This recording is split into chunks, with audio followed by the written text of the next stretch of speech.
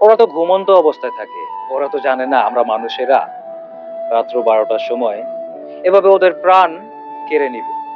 রাত পোহালে ইংরেজি নতুন বছরের আগমন।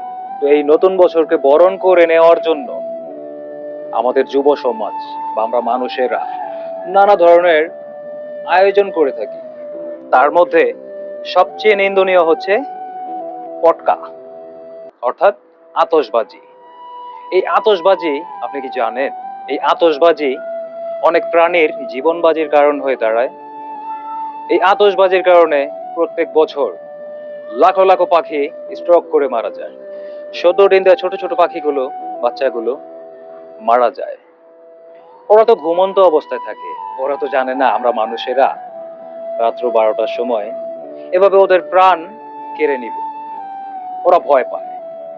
শুধু পাখি না, ছোট ছোট শিশু বাচ্চা এবং বুজুর্গ ব্যক্তি যারা রয়েছে, মুরব্বী যারা রয়েছে, আমাদের বাবা, আমাদের দাদা, এমন অনেক মানুষ আছে যারা এত উচ্চ বজ্র আওয়াজ সহ্য করতে পারে না। তারা বিচলিত হয়ে যায়, তারা বিস্ময় হয়ে যায়।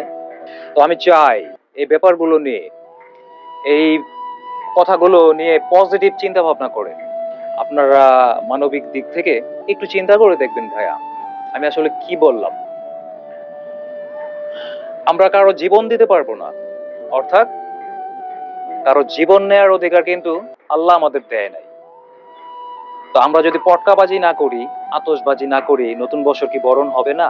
আমরা এই কালচার থেকে আতশবাজির যে ব্যাপারটা অনেক বছর যাবত হয়ে আসছে আমাদের পুরো ওয়ার্ল্ডে, এই ব্যাপারগুলো নিয়ে আপনারা একটু ভাববেন। এই ভিডিওটা বেশি বেশি করে শেয়ার করবেন, যে এই আতশবাজি ছাড়াও নতুন বছরকে বরণ করে নেওয়া যায়। ভাইয়া, ভালো থাকবেন সবাই।